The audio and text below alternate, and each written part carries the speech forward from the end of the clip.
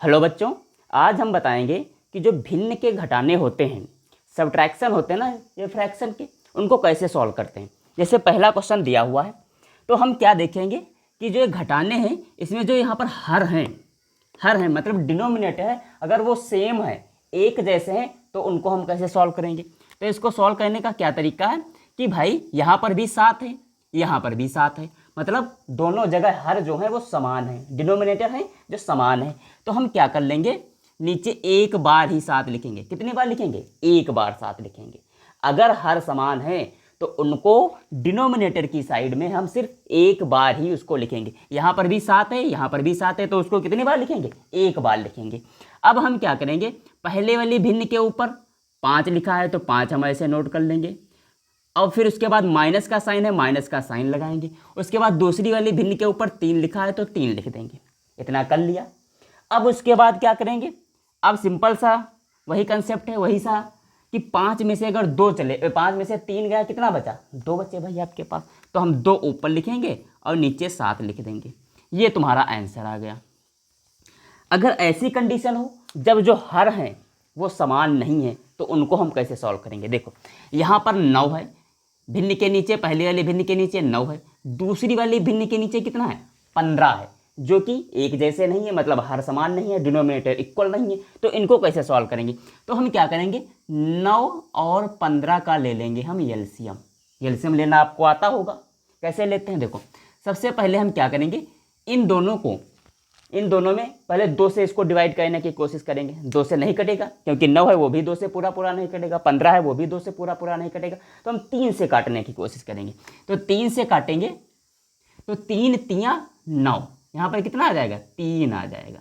यहाँ पर कितना आ जाएगा? 3 पचे 15, मतलब ये 9 है, यहाँ पर हमने 3 से काटा, 3 तियाँ, जो यहाँ पर भागफल है, जो इसका क्वोशिएंट है, वो यहाँ पर हम लिखेंगे। उसी तरीके से 15 को मैंने 3 से डिवाइड किया तो 3 पचे 15, जो यहाँ पर भागफल है उसको यहाँ पर लिखेंगे। कहने का मतलब है यहाँ पर जो नंबर लिखा है, यहाँ पर नंबर लिखा है, इन दोनों का मल्टीप्लाई करके यहाँ पर लिखा हुआ नंबर आना चाहिए। देखो 3 तियाँ 9, यहाँ पर 5 तियाँ 15। अब उसके बाद ये किसी से नहीं कटेगा, ना तो 1 से कटेगा ना तो 2 से कटेगा, तो अभी फिर से 3 से ही कटेगा। 3 से कटेगा तो 3 से काटा तो 3 एकम 3, ये 3 से कटेगा नहीं तो 5 लिख देंगे। जो कट जाए उसे लिखना, काटना है, और जो नहीं कटे उसको वैसे का वैसा ही लिख देना है। 3 एकम 3 होगा।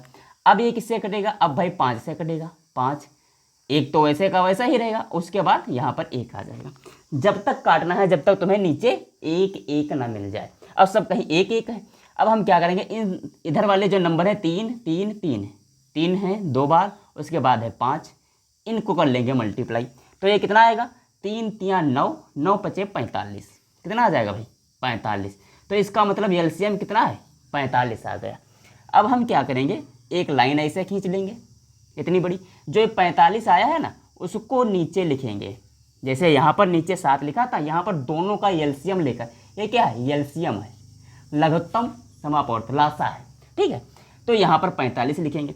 अब 45 लिखेंगे तब क्या करेंगे कि जो पहली वाली भिन्न जैसे है तो उसका हर कितना है? 9 है, और 45 हमने एलसीएम से लाया है, तो 45 जो है उसको उसमें 9 से भाग देना है, तो 5 9 पचे 45 आएगा। जो हमने एलसीएम लिखा है उसको 9 से भाग देना है, 9 से इसको भाग देंगे तो भागफल कितना आएगा? 5 आएगा तुम्हारा। तो हम 5 यहाँ पर लिख लेंगे इससे, ठीक है। और उसके बाद क्या करना है, गुणा कर देना है जो नंबर ऊपर लिखा हुआ है, तुम्हें दिख रहा है, ठीक है, ऊपर लिखा हुआ दिख रहा है। उसके बाद लगा देंगे माइनस। उसी तरीके से फिर से क्या करेंगे, जैसे इसमें था 45 को 9 से भाग दिया था, फिर दूसरी वाली भिन्न में भी क्या करेंगे, 45 से 15 को भाग देंगे। ये 45 बदलेगा नहीं, लेकिन भिन्न जब जितनी बार बदलेगी उसके बाद उसका हर बदल जाता है। तो यहाँ पर हम फिर से इसको 15 से डिवाइड करेंगे, 15 तियाँ 45 आ जाएगा। तो यहाँ पर भागफल कितना आया? 3 आया, तो 3 लिखेंगे। उसके बाद जितना ऊपर लिखा हुआ है उसको कर देंगे मल्टीप्लाई। कहने का मतलब है अगर हर समान नहीं है तो उसमें क्या करेंगे, दोनों का पहले लासा निकाल लेंगे, लासा निकाल कर यहाँ पर लिख लेंगे। फिर जो पहले भिन्न है 9 से उसको भाग देंगे, जितना भागफल आएगा उसको ऊपर लिख देंगे। फिर गुणा लगाकर जो ऊपर संख्या लिखी है उसको मल्टीप्लाई में लिख देंगे, गुणा करके लिख देंगे। उसके बाद माइनस लगा लेंगे।